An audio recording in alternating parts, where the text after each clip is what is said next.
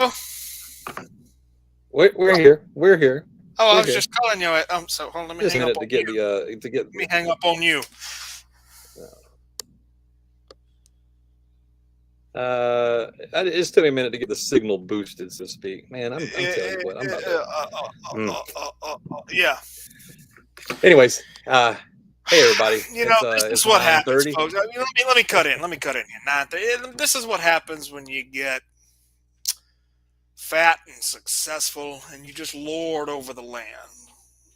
Things just start to slip. You have other people do your work for you. You live in so many heads rent free that they go out and do all the shit for you. We just sit back and collect the gains, the taxes. That's where you're at now, folks. That's where you're at now with this program, with this team, with this fan base. You all care a whole lot about us. We don't care about you. Mitch, do your thing. So before we get into it, tonight is my brother's daughter, so my niece's birthday. Clara is 5. Everybody say hello and happy birthday to Clara. She wanted to give us. Now, this is my brother, the Tater, right? So Clara says she wanted to shout out tonight on the show. She also said dogs are cooler than tigers. Well, then you got a So smart kid. That ain't no doubt about it. so my niece is doing something right. Stick around.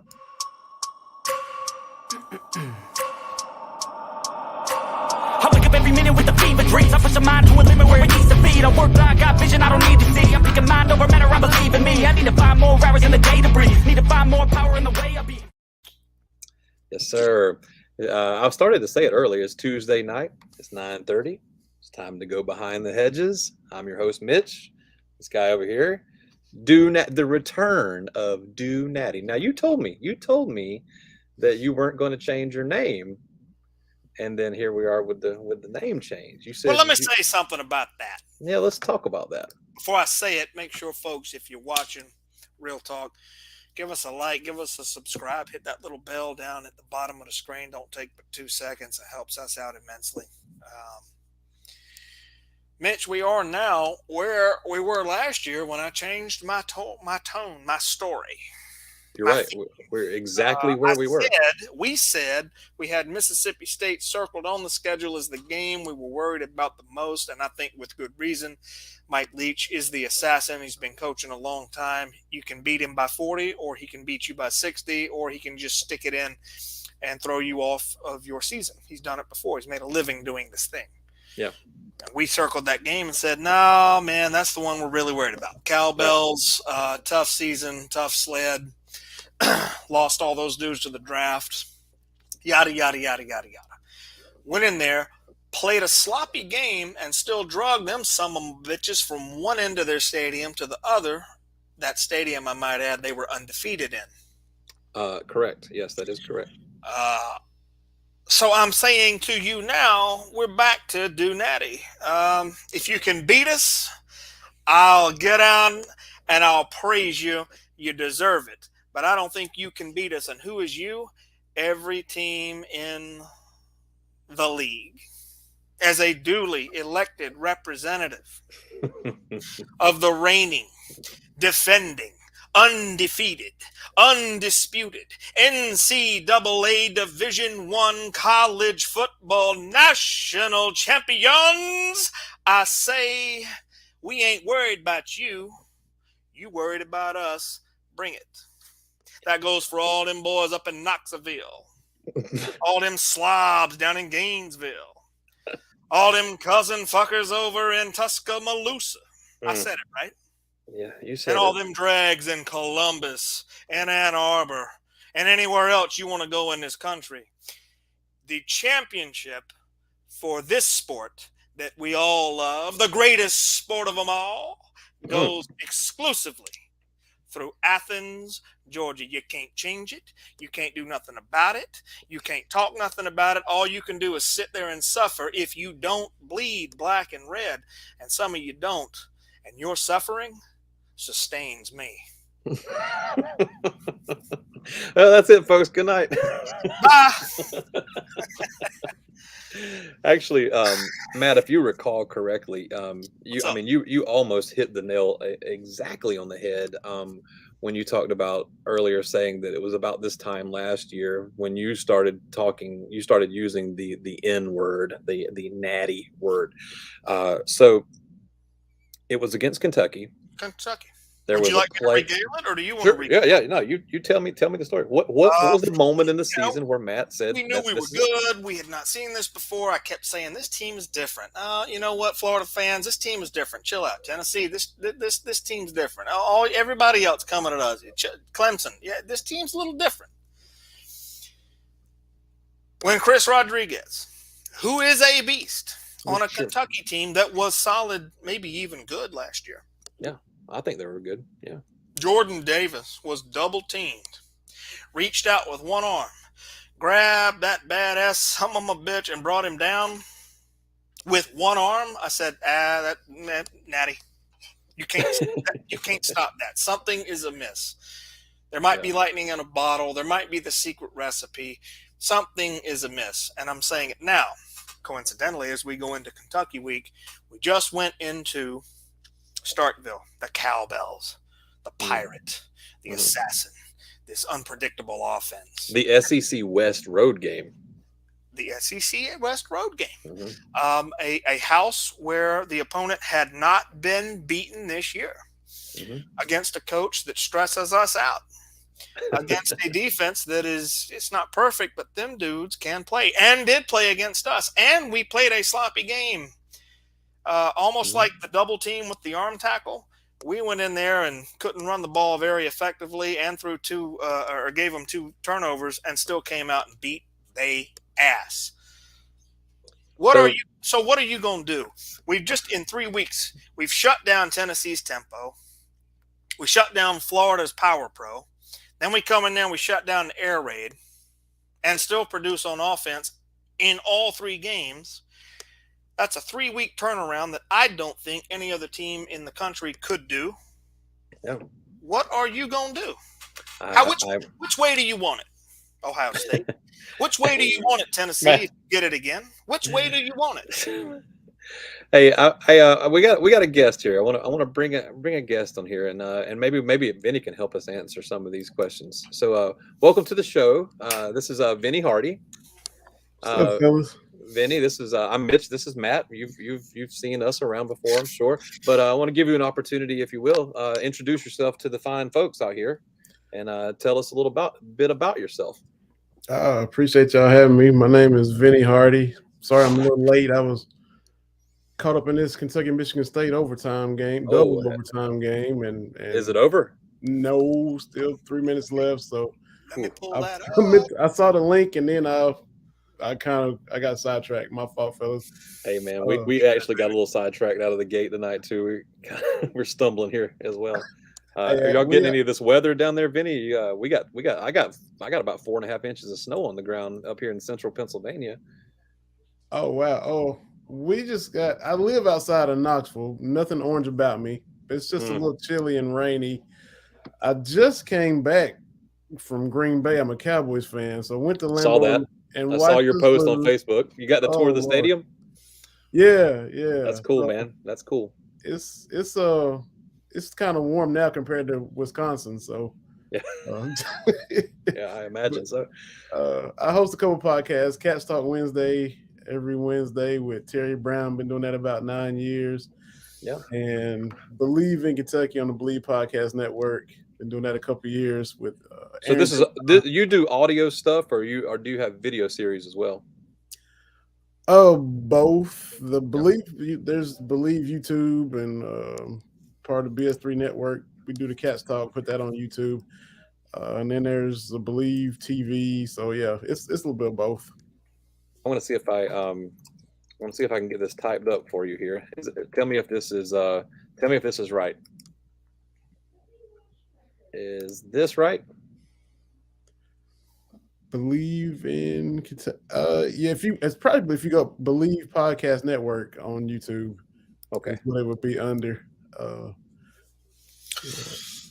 Yep. It's like a whole little umbrella, and they put our episodes and Believe in Georgia Dogs with Corey Burton and those guys on there. And is Israel Troop doing it with them with Corey?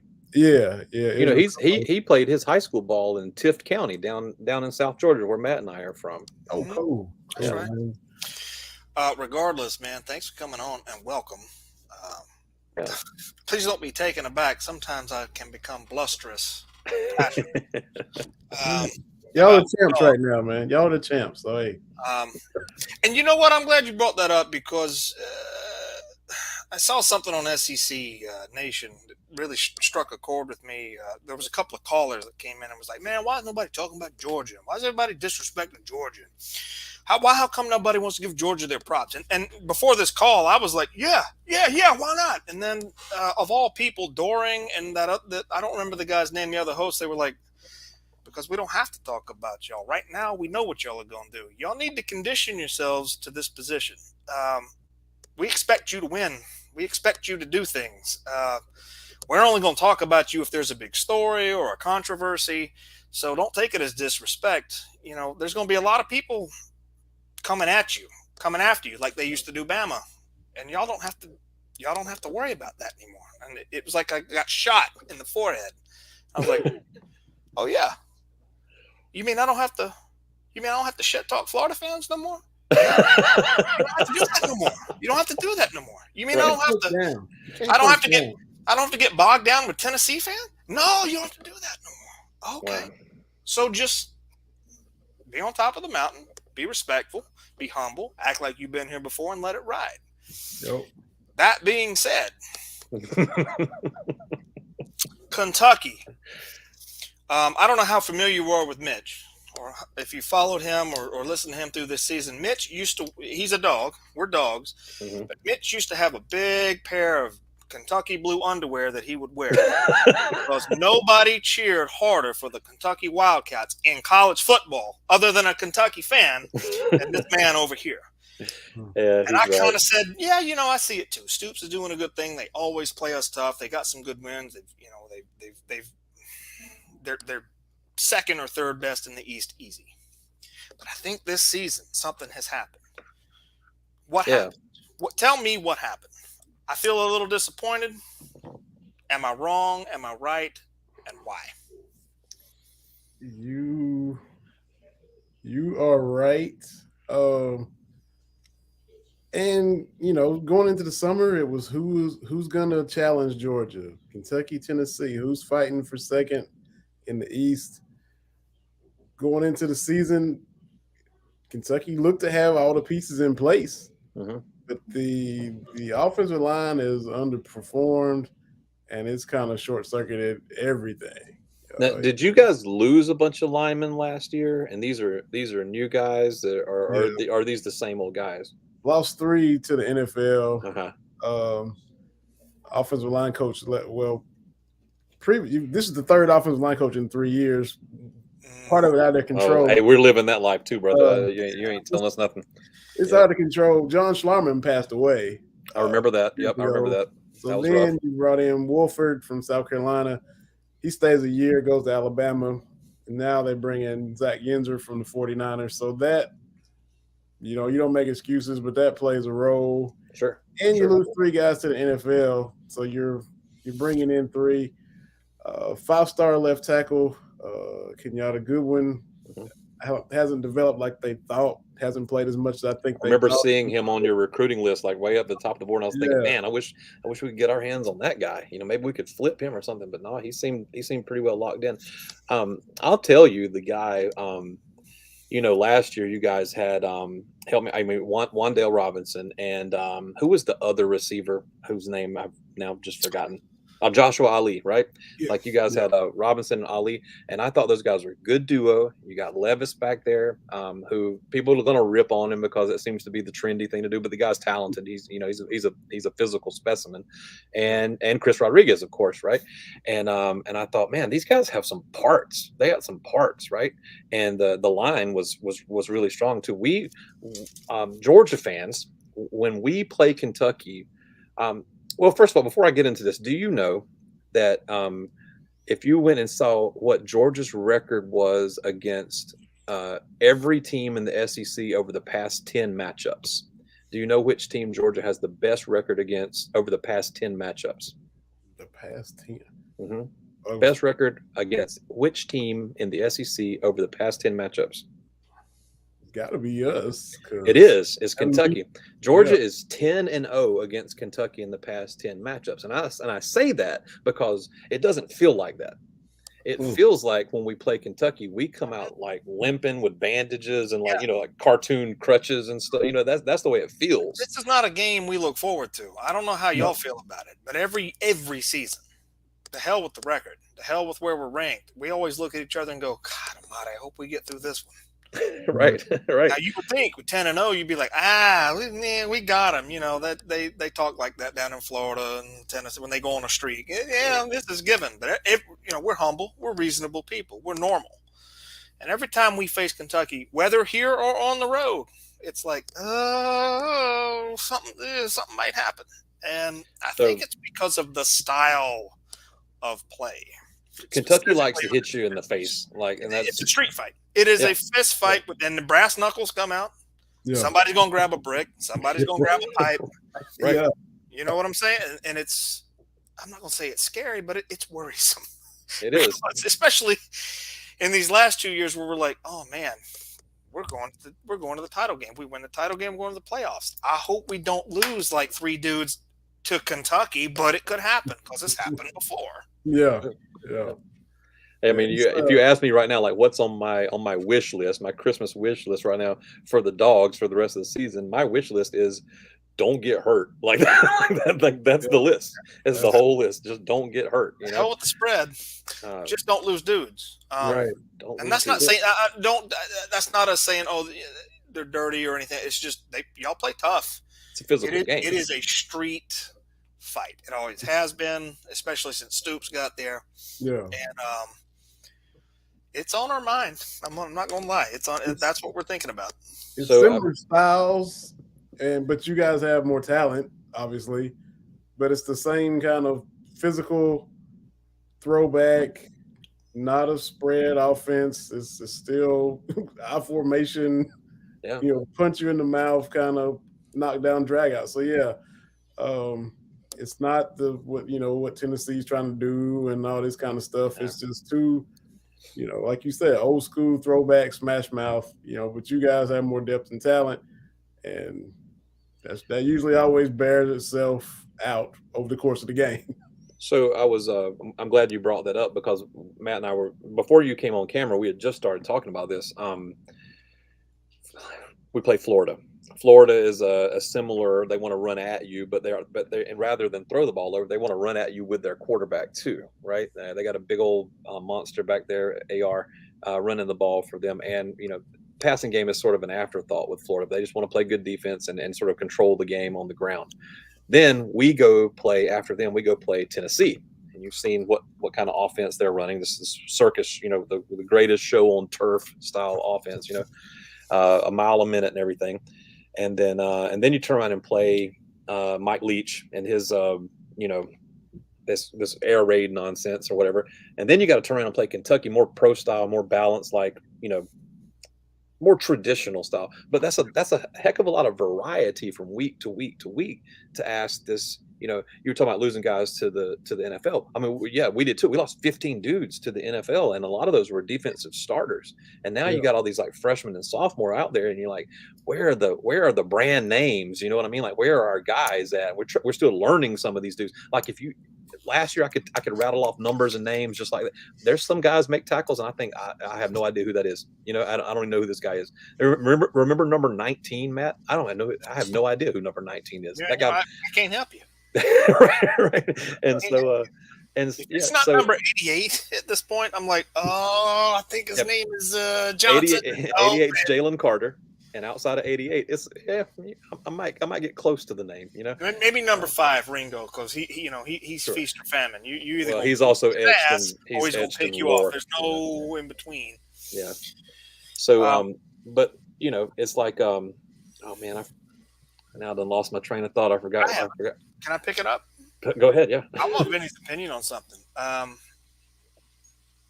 Is Georgia going to win this game? I believe, yeah. All right. Part 2. So, yeah. Could Kentucky win this game? And if they could, what is the path to that victory for the Kentucky Wildcats as they stand right now? Anything is possible, but Kentucky's offensive line against this pass rush, it looks like a real big mismatch. Kentucky would have to have some pick sixes, some scooping scores, some special teams, punt returns, touch kickoff, things of that nature. To first of all, you're at home, to give yourself the confidence to get that upset, to get old Uncle Mo on your side. The whole David versus Goliath thing. Yeah, If it's Kentucky's got to have some help, and this considering the team they had at the start of the year, you would have thought the pieces were in place, but the offensive line and special teams have not done their job all season. Defensively, they've pretty much, with a few lapses, but they've shown up to work every week. But the complimentary football thing, that has not happened. And so, Vanderbilt Saturday, you get a turnover and you have to settle for a field goal. Get the ball on their 10 and got to settle for a field goal. Yeah. Stuff like that. Cash that in. Cash that in. That's what they haven't done all year. So it would take a whole lot of help, and Georgia would kind of have to, I don't know, maybe be the Georgia team that showed up in Columbia, where I don't know if y'all would have some sleep or whatever for that Saturday. That's what we would need. Hey, we've seen it. Hey, when Georgia's in the mood, they will help you. Talk about all the 5 stars and the championships you want. If we're in the mood, we will give you gifts. Ask Florida. Yeah. We're a very gracious, gracious. Ask Missouri. I mean, we will give you that ball. Like, you know what? We're fine. Here, you take it. See what you can do with it. Defense, chill out. We've seen this. This has happened. It's on film. If we're in the mood, we will certainly help you into that end zone. We've seen the punt return last week. We've seen the turnovers. We've had a flurry of turnovers here in the past few games. Inopportune penalties, sort of like those kind of penalties that extend drives and are sort of just out of left field, like the one where they blew the whistle late and then Bear Alexander followed through with the play and hit the guy, and then so now it's a late hit, and you're like, I didn't even hear the whistle blow, So just like fluky stuff like that, so one of our guys here, I think this is we got some great comments coming in tonight. I think this is probably Brandon here. Slow down everything, drag out a win. Yeah, I mean that's true. Like that's what if I'm Kentucky, I want to get the ball and sit on it. And that's hard to do. But you got a good running back, and but you've alluded to the lack of offensive line production or whatever. I'll tell you that I watched you guys' spring game, and I was really impressed with 6 Dane Key. Yeah, I was like, write this name down. You guys are going to want to talk about this dude. And I thought, you guys, I thought you should have beaten Tennessee last year. Wound up being a 3-point game, and Tennessee wins the game last year. And then the Vols fans just sort of like took it for granted, like, oh yeah, we're gonna absolutely beat Kentucky. And I thought, how do you feel so confident when you needed gifts to win that game last year? And then that game last year was their Bama game this year. They needed gifts to win it, and it's okay, we're gonna go throw a goalpost in the river or whatever, So it hasn't happened for Kentucky yet. Check this out. Yes. Oh, we're hitting the big time now. The bots are we got some bots. The welcome bots. There you go. Son of a bitch. Get them out of here. They didn't leave the link to the best adult dating site. So how am I supposed to get there, man? I don't trust these bots. I got high on Kentucky after that just convincing, almost blue-blooded beatdown of Florida in the swamp for the second year in a row. I thought, man, Kentucky's arrived. This is easily the second best team in the East. And then it got like wonky, and I've asked like, why? I've heard the name. Well, Will Levis is hurt. Is Will Levis still hurt? Man, I'm telling you, this offensive line He is the most sacked quarterback in the been conference. beyond shaky. That's It's crazy. for he's I been saw the sacked. finger thing, but I was, Yeah, he missed the South Carolina game due Mhm. to being beat up, and that was way back. That was Mhm. way back. And we, haven't been healthy ever since. You were injured, beat up, couldn't even dress out for that one, and it's just continued. And this was even in the non-conference. We saw Northern Illinois, Miami of Ohio getting 4 and 5 sacks. Like, wait a minute, okay, maybe they'll clean this up. It's never happened. Levis used to tuck it and run last year, and you ask Blaze Aldridge from Missouri. He trucked that dude, and he's probably still, you know, but you haven't seen him tuck it and run this year. He's standing in the pocket. He's almost holding the ball too long, and it's, You know what this reminds me of? it's one-on-one battles, and dudes just aren't winning one-on-ones. And you look up and you turn around and you having to go help him up if you're a guard or a tackle. It's happened way too much. And it's hamstrung everything. They got good tight ends. We don't have any Brock Bowers or the Washington. We got some good tight ends. Got some good running backs. The best young core receivers they've had in a while. They really upgraded because last year was all Wandale. He caught 100 passes, and that was it. But you can't get into that going when your O-line won't allow you to. Yeah, you got this other guy. What is it? Help me with the name. Takarion. Tavion Robinson. Tavion Robinson. That's it. Tavion Robinson. He came in from Penn State. Virginia Tech. Virginia Tech. Oh, that's Levis. Levis came from Penn State. Yeah, and and Virginia Tech and Dane Key. And I was wondering how you guys were going to replace Wandale and Ali. Those are guys that Kentucky doesn't just churn out dudes like that traditionally every year. And to be able to, at the very least, attempt to replace them is commendable. Oh my gosh! Lost the coordinator too, Liam Cohen from the Rams. Yeah, comes and then gets offered the offensive coordinator job for the Rams. They go and win a Super Bowl. You can't really fault him for leaving. Yeah, Rich Gangarello comes in from the 49ers, and it was supposed to be more of a seamless transition, but it hasn't been. And he's the one. He's the one who's on my list. Yeah. I thought Eddie Gran was a wash. Let's get rid of this clown. I never was a Gran fan. Remember when he was going to come here? Yeah, there was a rumor. Oh, he's going to Georgia. I'm like, what for? Why do we want Eddie Gran? And he's like the Jimbo Fisher of offensive coordinator. With all his you didn't go there, did you? And then they're bringing Scangarello, and I'm like, all right, well, let's see what this guy's about. And he's just Eddie Gran in a costume. That's all it is, man. I don't know what if it's trying to be too complex or what. It's just not. It's not. It ain't there.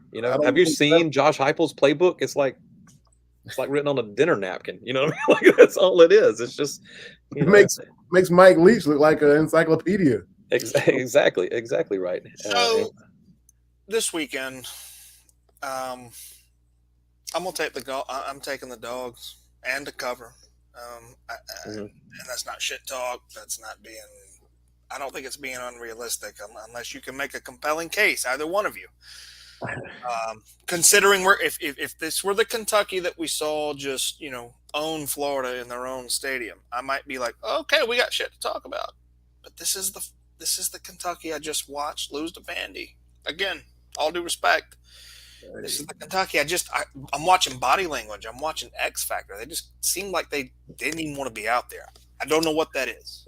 Can I also say, again, with all due respect, it wasn't that Vanderbilt just slipped by. I mean, I know it was a 3-point victory, but Vandy looked to be in control of the game. Yeah. I don't get it. I'm going to say, go ahead, and then I want to say my last thing about it. They punked Kentucky. I mean, they punked Kentucky. They got suspect pass defense, just like Tennessee, and you saw Kentucky could muster nothing against either one of those defenses. That's where we are now. Right. You talk about where they were in the swamp. This is where they are now, and it's a totally different, That being said, you're 6-4. I suspect after this weekend, 6-5. Do you think you finish out with a win against Louisville? That game has become a lot tougher. That was one. I mean, us beating Louisville the past few years is like y'all beating Georgia Tech. It's been a whooping. Yeah. Satterfield, they want him gone. It's been, when Graham was there and we had Lynn Bolton, he ran all over him. Levis ran over him. It's been 56-14. It's been absolute beatdowns. If they lose to Louisville and go 6-6, now that's when, because you have lost to Tennessee, you have lost to Louisville, you've lost to Vanderbilt at home, a not good South Carolina team at home. All these teams you would pass trying to work your way up to Georgia's level, and now you slip back and they've passed you. Yeah. That Louisville game is not in the bag like y'all look at the schedule. Oh yeah, we got this. We have to worry about whoever y'all worry about. The first game of the year might be tough when it's the neutral site game in Atlanta or New Orleans or whatever.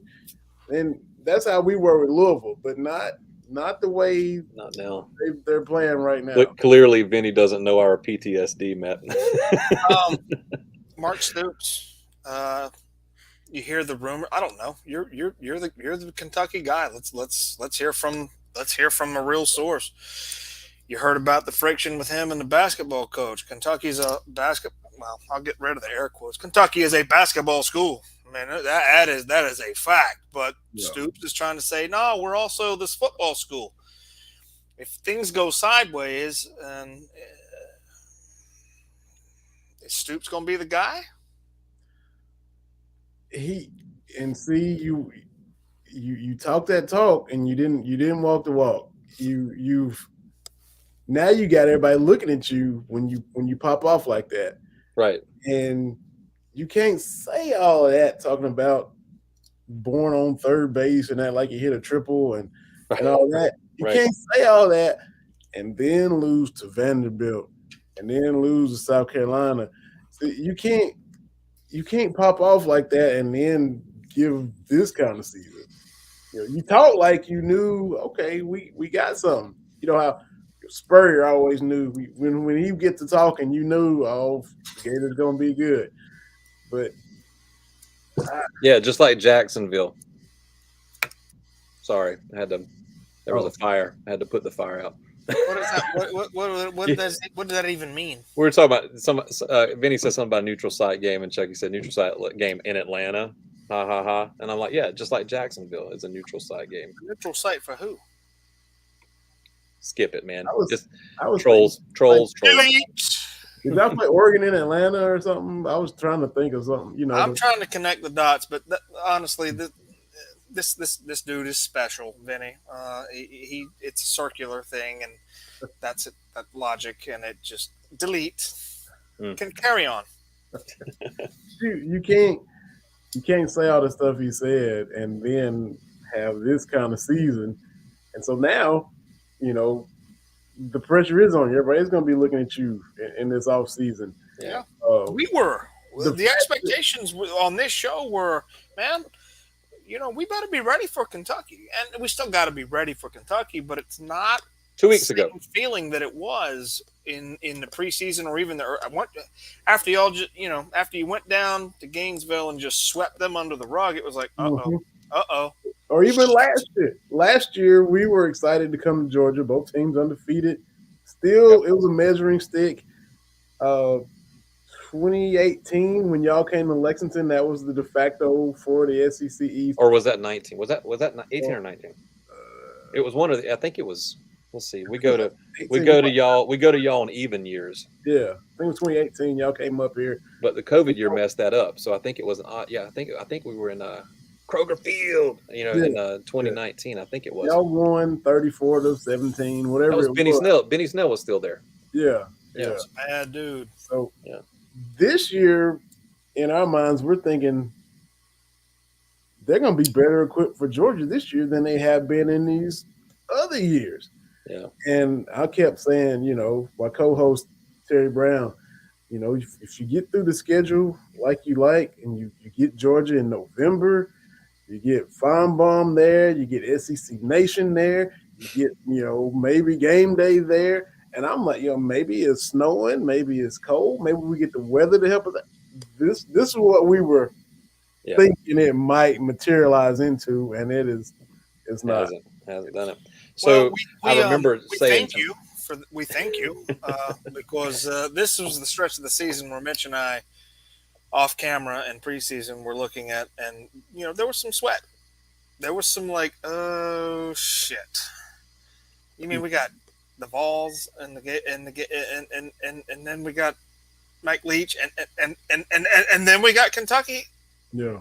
I'm in Lexington. I'm Yeah. gonna tell you, there was some stress, but I want to thank you for alleviating that stress. Yeah. All due respect to our Tennessee brethren, when we looked at our schedule, the worrisome games for us were road game Starkville, road game Lexington, back to back, 100%. and it was never Tennessee.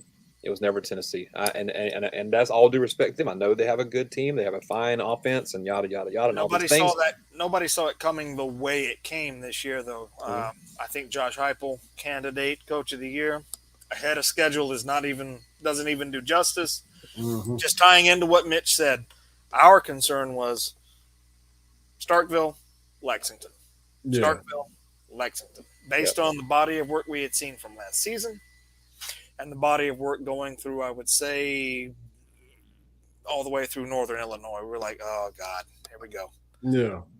And we're all ACC fans. Every team looks at the schedule, and you can look at every team, and there's that 3 or 4 game gauntlet for everybody where it's just a murderer's row. Yeah. And I was like, we get Georgia at the end of their gauntlet. We're game 4 of the big time for them. Right. And we learned this year too that there's the other gauntlet too. When you look and it's like you're playing Kent State, Samford, Missouri, what I mean, back to back, Vanderbilt back to back to back to back. You're like, y'all got to watch out for them unranked teams. I'm telling you. How do you get your guys to? I mean, how am I going to be Kirby Smart and go in front of the guys and say we're playing a fine opponent this week? And how do you even coach? We're playing Kent State. You know what I mean? Like how you even convince the guys to tighten the straps? You know what I mean? Like it's hard, and but that's what it takes. And I think that's where our season. I think that's what we needed. I think those 2 games against Kent State and Missouri, I think that's exactly what we needed because it was a slap in the face. It was disrespect. You know what I mean? And don't you know we're the champs? That kind of stuff. And we've answered. Tennessee was in trouble to me when they ranked them number 1 ahead of y'all, and y'all were still undefeated and the champs. And then Vince Dooley passed away the week before. And Charlie Trippi. Yeah, we lost 2 Georgia icons in about a week's time. Ain't no way, Tennessee. Yeah, baby. That was like when Mickey died and Rocky found out about it, and Clubber Lang. You want some now? No, you don't want none now. Bam. It's like when Joe B. Hall died last year, the basketball coach for Kentucky. He passed the morning of the Tennessee game. Tennessee not coming in the rep and winning today. Not after Joe B passed away. Same thing with their football coming down there right after Coach Dooley passed. It ain't happening. Talk about yourselves. I got to grab something real quick. Well, I have to bring up an old grievance with Kentucky. Actually, something that's always stuck in my craw. Something that's always just bugged me, and I've always thought about playing Kentucky. It's just something I can't ever forget. And that is a player named Jared Lorenzen. Oh, I heard Lorenzen. 359 pounds, looked like a tackle, would get tackled in the backfield by 2 dudes, sprain his ankle, break his leg, rip his pec. As he's falling with the ball, his phone comes out. He gets a call. His puppy just died. And still take that ball, flip it over his head, and complete a 3rd down conversion. Yeah. There was, I don't remember, there were very few times in my life as a Georgia fan being more infuriated than when Jared Lorenzen would just, like, boop, and it's a 1st down. Larry Munson, oh my God, he just threw it. sideways and backwards, and there they convert. And we're in the shadow of our own goal post. Kentucky's driving. They can't stop Lorenzen. He's the size of a mountain. Larry, man. I want to share something with you, I Vinny. just wanted to air that grievance. The hobnail boot call is the greatest call, partly because it happened against Tennessee, but we just crushed their face. Oh my God! We stepped on their face and broke their nose. Danny, I was in a pool hall in Valdosta, Georgia, when that play happened live, and a big dude in overalls and nothing else that I didn't know was a Georgia fan, reached over and picked me up and hugged me when we crushed their face with a hobnail boot and broke their nose. Yes, that was a great time. I was in Chattanooga at my wife. Turned out his name was Skeeter. Or so he said. and therefore it was. And that's college football, guys. Yes, it is. Before we get away from Lorenzen, I want to share a story with you guys. The man you see on the screen here, Charles Grant, is a former. He's retired now. A former defensive end for the New Orleans Saints. Won a Super Bowl with the Saints. And Charles was a running back in high school, and he played on my high school team, the Miller County Pirates down in Southwest Georgia. And Charles went on to play college ball at the University of Georgia, played defensive end. And Charles we ran an option. We ran, I formation option in high school, and he played tailback for us. And he was our fullback was a monster, and Charles was twice the size of him, at the tail. And this dude was like, I don't know, 6'5", 270, something like that at tailback, and could run it. You know what I mean? He was fast. This dude was a legit machine. And he went and played defensive end at the University of Georgia. I mean, there's been some good defensive ends come out of there. I remember Charles having a clean shot at Jared Lorenzen, right? And I said, oh boy, this man is about to die on the field. And Charles hit him and wound up somehow on Jared's back. Like he was up on his back. And Jared it was like when you're eating the ham sandwich outside and the fly comes and lands on you and you just finish taking your bite and then you swat it off like that. Dude, Jared just looked down the field and threw like a 40-yard pass and then just sort of shrugged Grant. Grant won a Super Bowl with the Saints. Yeah. Jared Lorenzen, baby. Jared Lorenzen. Rest in peace, Jared. I still have nightmares about them games. God. Oh. He was amazing. Thank you, Mama. Your wife likes my pajamas. Uh-oh. Hey, I got something I want to share. I want to show you guys. Vinny brought it up and it reminded me I needed to share this. I need to share this on camera. My sister-in-law got this for me for Christmas. Oh man! Oh, official. Okay. Official. Okay. Signed by Coach Dooley. Oh, Get out of here. Yeah, no, you see it? You see it? Oh, I do see it. Yeah, I see it right across. Signed by Coach Dooley. There it is. Right across his face. Yeah. Yeah. Right.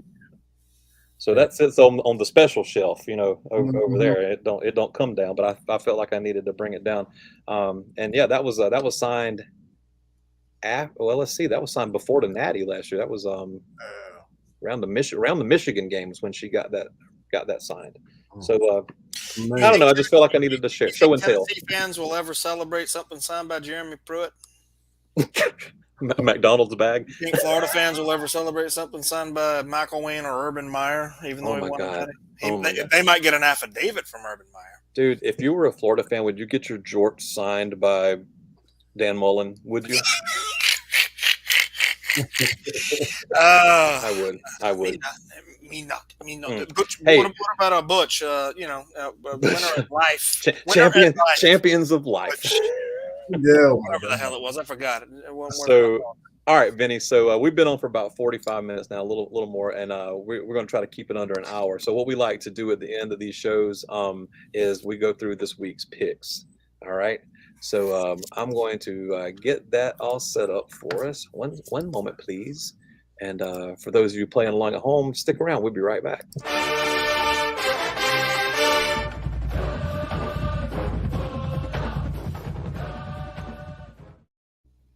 Welcome back, everybody. This is Behind the Hedges with your host, Mitch and Matt, and we're joined tonight by our good pal from Kentucky, Mr. Vinny Hardy. Welcome, Vinny. And we're about to do some picks, but before we get into those...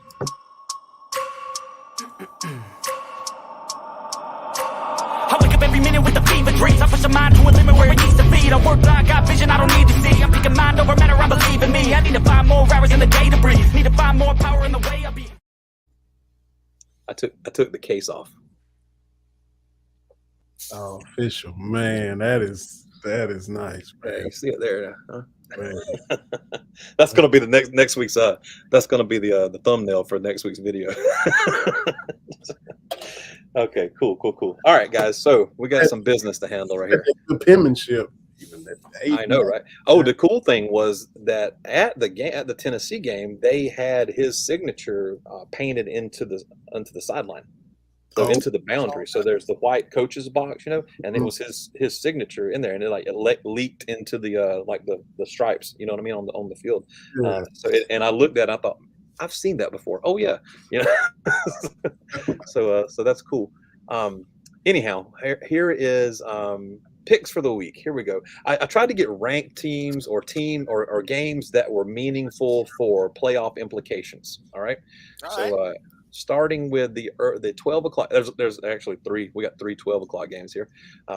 So you should be able to watch the early games and get the day over with, take a nap before that Oregon game starts at like 10:30 Eastern. So you can stay up late. First game of the day, TCU is going to Baylor. TCU is favored by 2.5. TCU was a 7-point dog last week with Texas, and they beat them. So Tennessee fans are cheering hard for the Bears this week. So by the way, while we were on the air, the playoff rankings came out. The weekly playoff rankings. Did they? I'm right here. Georgia, Ohio State, Michigan, and TCU. Those were the third CFP rankings. Okay. Tennessee 5, LSU 6. USC 7. Don't go to sleep on them. Sleep. We're going to talk about them. I love to sleep. I hate USC, but I'm just saying it could happen. So here it is. The Frogs are playing the Bears. They got to go to Baylor. Vinny, since you're our guest, why don't you take a stab? We pick against the spread here, so you gotta take the points or lay them. I think it might all end for TCU. I think Baylor. I think Aranda is going to pull the upset. It's out there in Waco, and yeah, they got by Texas. They survived and moved on, but this is for the Big 12. This is kind of their gauntlet, and I don't know if they can get it again. So let me ask you this: a one-loss Big 12 champion TCU. They're undefeated now, but a one-loss Big 12 champion TCU, do they still make the playoffs? Maybe not. I don't know if they got enough heavy lifting out there with the SOS schedule. That seems to be the consensus. Am I next or you next, Mitch? You can take it. They are in the gauntlet. This is it. This is it for TCU, and it started last week, and this is where a lot of folks have just thrown up their hands and said, here is where they fall. We've seen this before. This always happens out west. It's chaos. Nobody can sustain. And they may very well be right. Dave Aranda's a hell of a coach on the road. You beat Texas in Austin, which that's a whole nother show. We can debate what that means. Yeah. Well, that show comes up right after this one. But we're not gonna. I'm just saying they got it. TCU got it. And they're not necessarily dominant. They've been behind. They've struggled before. They just keep finding ways to win. This could be the weekend that it all comes crashing down. But I don't think it is. I'm taking the Frogs because they've made me believe. Oh, I like it. I like the misdirection there. You gave them the not so fast. Yeah. I'm going to pick TCU, but only because it gives Tennessee trouble. So Yeah. there you All right, boys. Next up, another 12 o'clock game. The Fighting Illini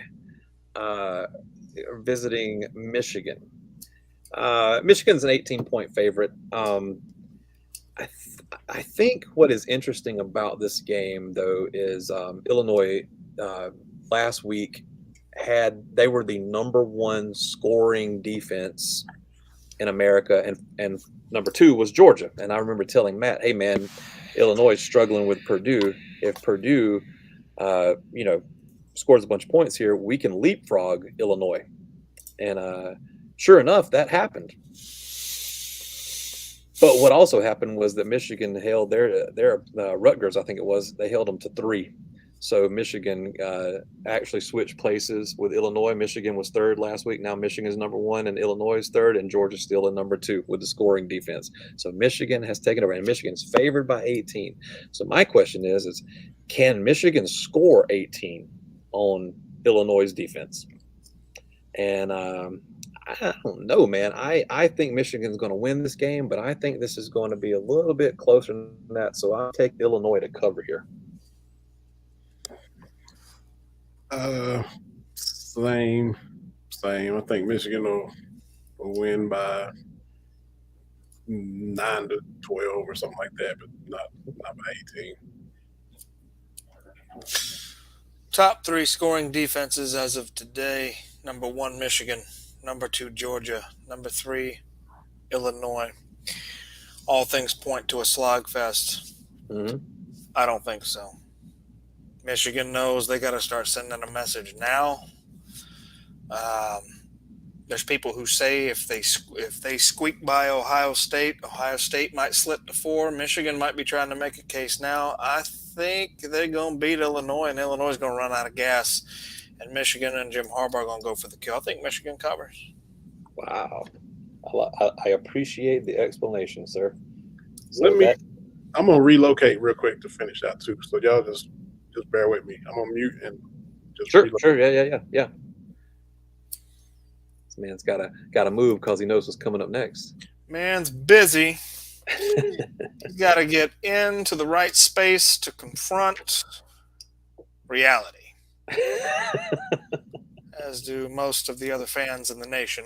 Lord help me. Who do not bleed red and black. But it's okay. It's fine. Oh my gosh, my freaking case is falling apart here. Well, quit messing with it.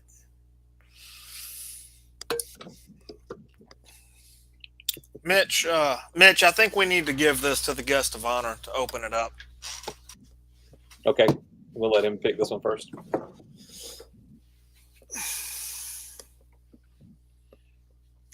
Benny's giving us the grand tour. Boy, he's getting into the throne. Something either really good's going to happen or really bad's going to happen. Lay down the truth on why he was joking, and Kentucky's going to lay down the law, or he's getting ready to tell us the truth about Georgia. What's up? So you get this one first. Okay. Georgia's going to Kentucky. Georgia is it's a ranked matchup, 1 versus 24, and Georgia's favored by 22.5. I believe they cover. Kentucky hasn't mustered any offense against below average defenses. Now Georgia's coming in, the protection issues, it's just hard to see them generating anything consistently, much less repeatedly. Yeah. to do it for a whole game to be enough. I think it's, you guys have talked about how close they've been, how physical they've been. I think this is one that gets out of hand. It hasn't happened a lot. Y'all still have won, every 10, 12 in a row, but I think this one might be one of the easier ones y'all have. More like a regression towards the mean, as they say. Yeah.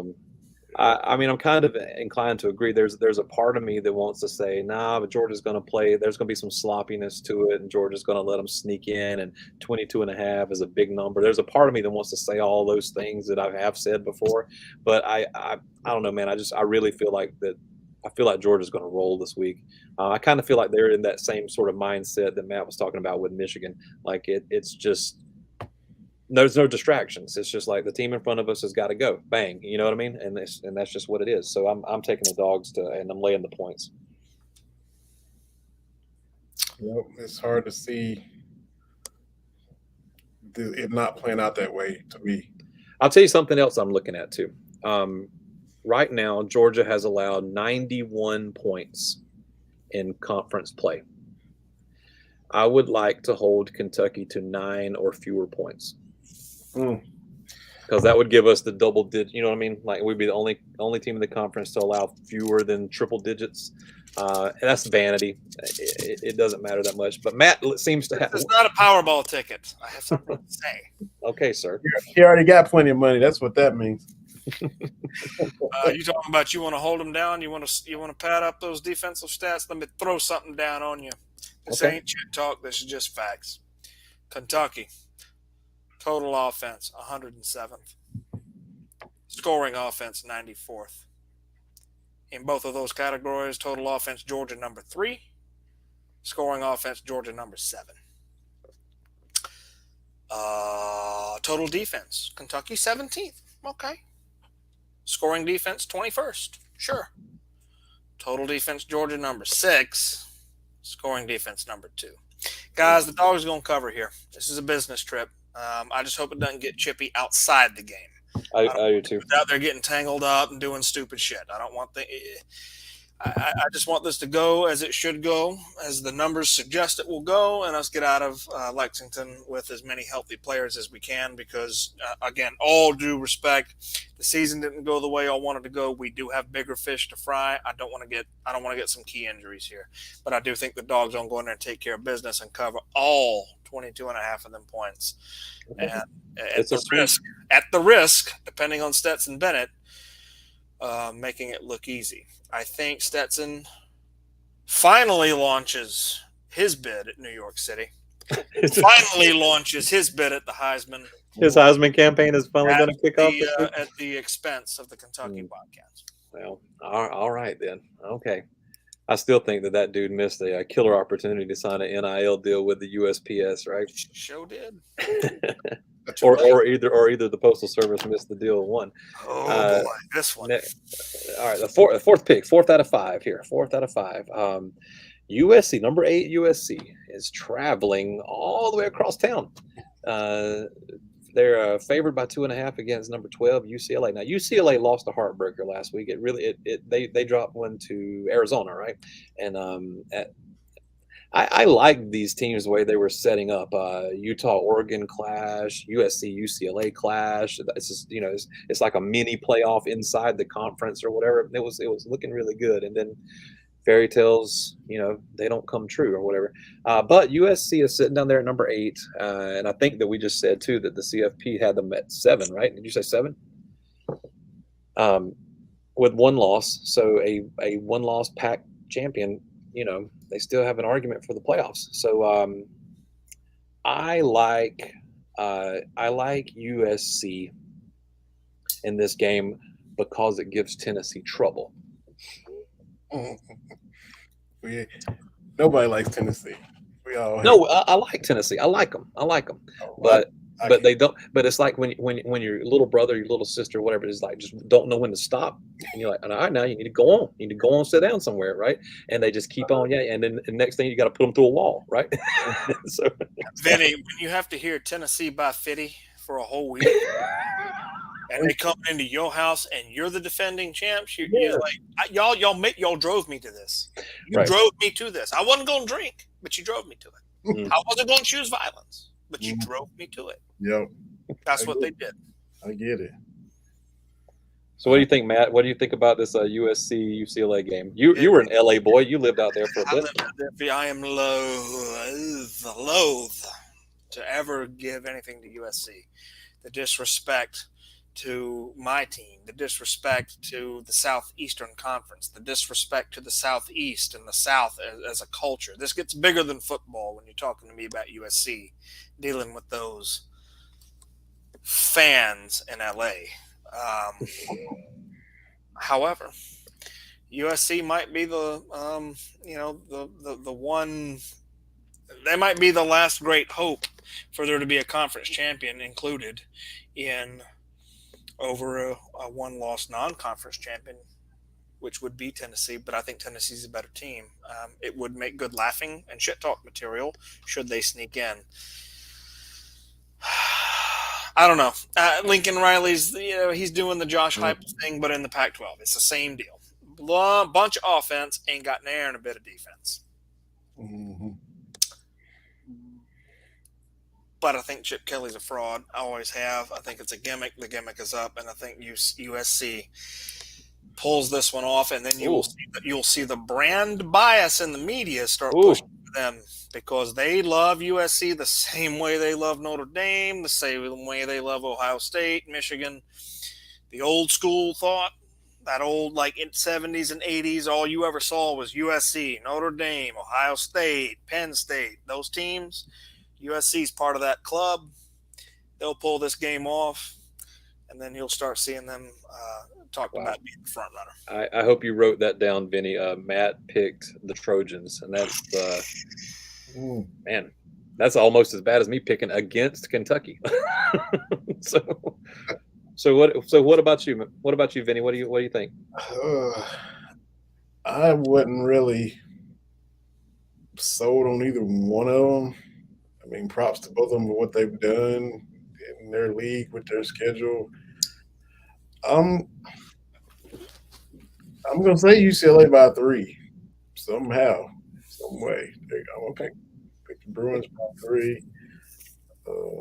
It's a rivalry game. Anything can happen, and but I think that if that happened, that would pretty much take care of the pack for the playoffs. Like that one. If UCLA wins, then that conference is dead. And Oregon was my pick to come out of there, and they stubbed their toe. Same. Well, we ourselves and select few Florida fans were arrogant enough to say that we had eliminated the Pac-12 in week 1. Mm-hmm. And then they fought back, and Bo Nix got all cocky and said, "Yeah, man, we get a rematch with Georgia. We'll win this. We'll win that second one." The second one, more like the sixth one, but I have 5 chances against. But couldn't take care of Washington. So USC is the last great Western hope. This is it. They lose. You're right. I think this wraps up that half of the country for what, the 5th year straight. When was the last time the Pac-12 put somebody in the Oregon and playoffs? I think it was Washington. It was the. Oh no, you're right. You're right. Yeah. It was 2018 with Washington. Okay. It was the year that we played. Texas, the Sugar Bowl game, right? We still owe that Cal for trying to hurt our dog. Yeah, that was disrespectful. Disrespect. So, all right, Utah. Utah's going into Oregon Autzen Stadium, and Oregon is only getting 3 points here. Man, I feel like that team plays good after they play bad. Which Pac? Is it the 10 or the 12? I forget. Pac-12? 12. It's the 12. 12 now. Yeah. Which Pac-12 team that lost in week 1 can come out of this scrum? Mm-hmm. Mm-hmm. Because can't neither one of you beat nothing from the SEC. So which will it be? I'm all in for the Ducks, baby. I think they're still a feel-good story. Our guy Lanning's out there, and I honestly think that they've done a better job overall than I expected from them. They sure got pasted in week 1, boy, and it looked bad for a while.